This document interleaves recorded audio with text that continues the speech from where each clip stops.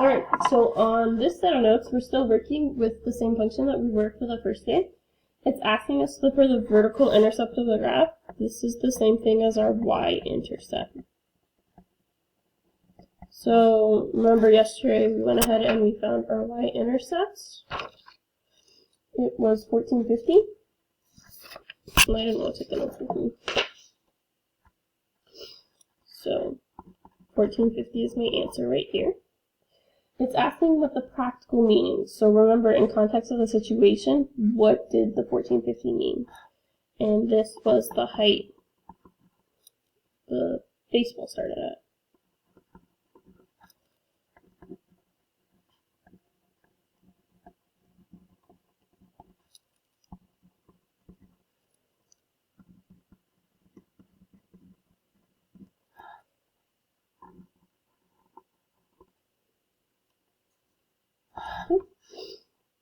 So, because of that, the 1450 was the number at the end. We need to think of what would happen if we changed it to look like negative 16t squared plus 800. What we think that would do to the graph. So, I am going to go back to Desmos and change that to 800. So notice, now my intercept is at 800.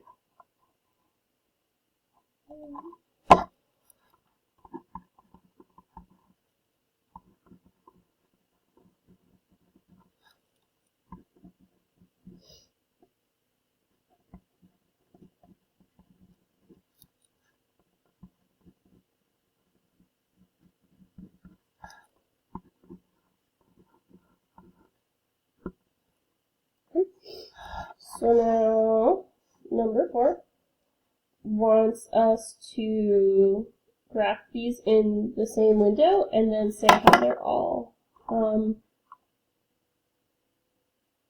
different. So, and then let's reset this. So if I press the home button, it resets it for Desmos. So I have y equals 1.5x squared, y equals 1.5x squared plus 7, y equals 1.5x squared plus 4, and y equals 1.5x squared minus 4. Okay. So I am comparing everything to the green graph. So all of them are U-shaped, so I'm going to go back and write that on my paper.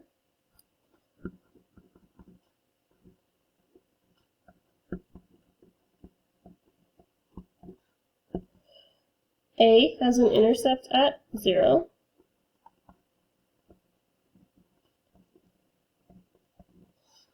B, so let's go back and look. B was the purple one. This has an intercept at 7.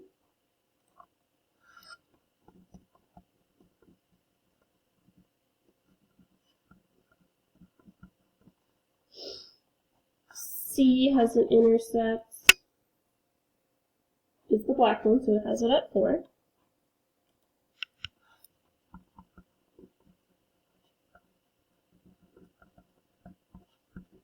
And D was the last one I graphed, which was red. So that has it at negative 4.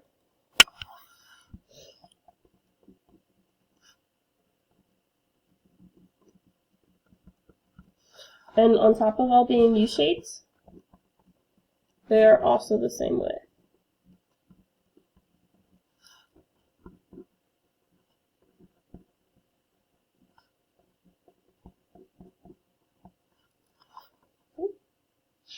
I don't know what that is.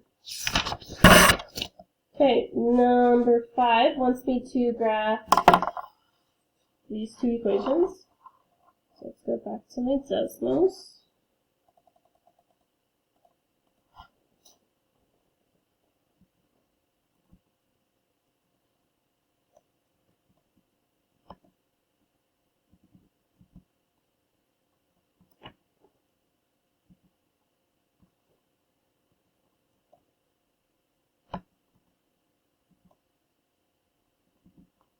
Okay, and then it tells me my graphing window here is negative 10, 10. For my y-axis, it is negative 50, positive 3,000. So if I take a look at this graph, what you see is cut off a little, but it looks like this.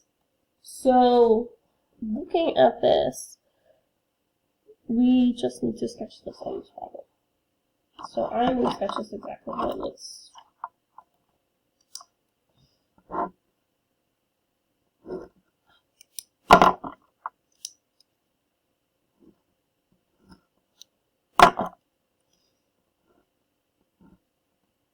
And then which equation was which? Blue was this one. Green was this one. Okay. So we are asked in number 6 what effect the sign has on the graph.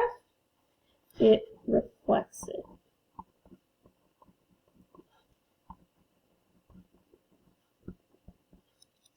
And changes the direction it goes.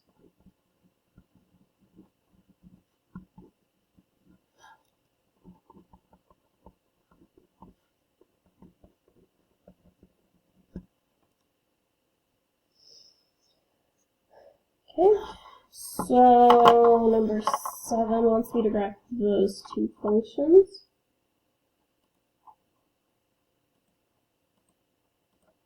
So I have y equals negative 16 x squared plus 100, oops, and I have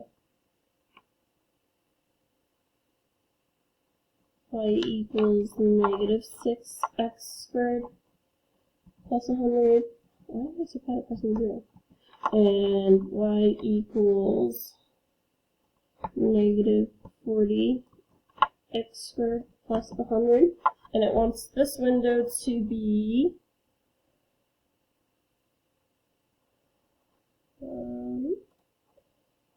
so it wants us to be negative 15, positive 15. For our y1, we want to be negative 200 and positive 200. And then I will adjust this a little bit.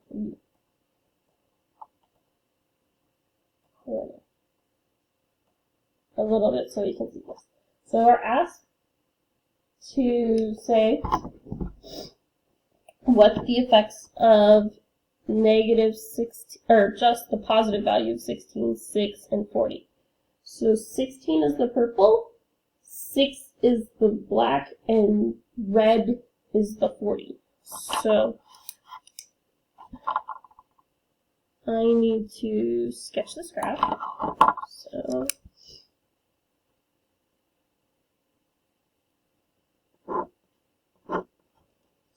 I am going to use different colors too, so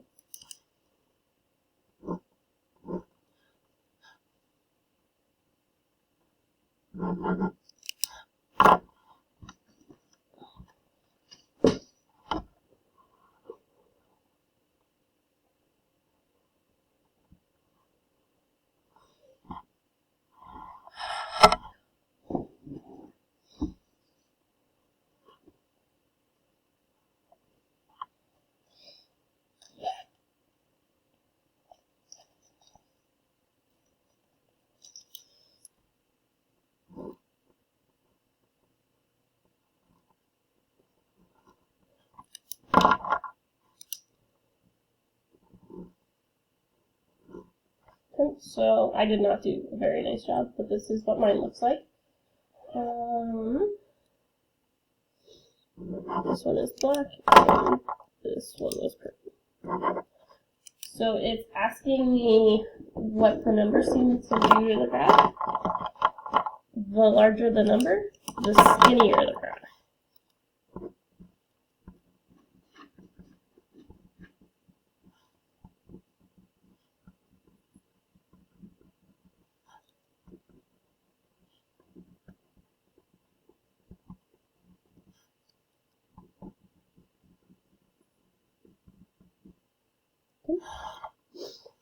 So we've learned so far that these different kind of properties happen. So if my A value is positive, so the number out front, it opens upward. If it's negative, it opens downward. The magnitude of A, so if it's a large value of A, it makes it skinny. I said narrower on this one. So the larger the value of A, the narrower it is. So taking a look at number 8, I need to decide if 0.3 is wider or narrower. This is less than 1. And anything less than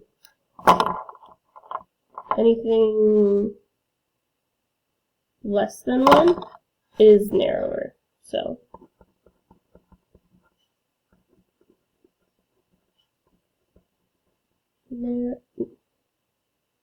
nope, I didn't even tell you that right. It's wider.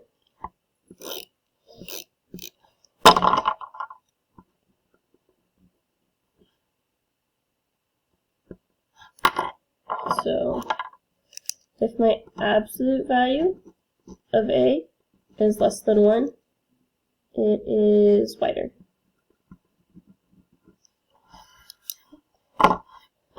How do the output values of H and the output of F compare for the same input value? So we're talking about the same numbers from G. H's output is smaller than F's for the same input.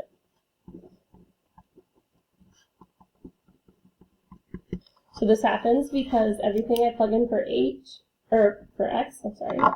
gets multiplied by 0.3 on H, and that's smaller than 1, so it makes it smaller than everything that I had for F.